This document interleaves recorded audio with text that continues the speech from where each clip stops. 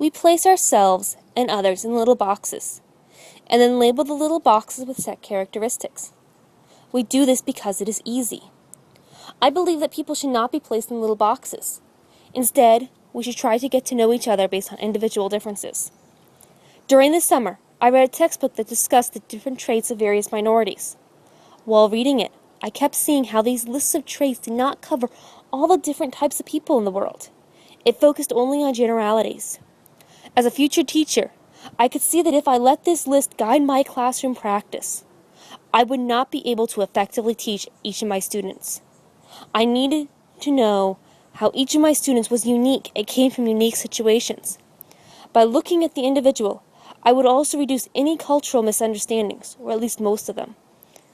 However, this belief can go farther than teaching.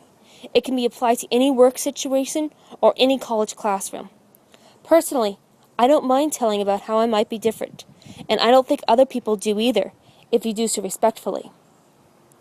I believe this is especially true in regards to race, which makes this pivotally important nowadays. If people were willing to get to know each other without making broad generalities, then not only would you learn some interesting cultural facts, but it would, theoretically, blot out racism permanently. Which is why I believe instead of placing people in little boxes, we should help them out and get to know them for the person they are.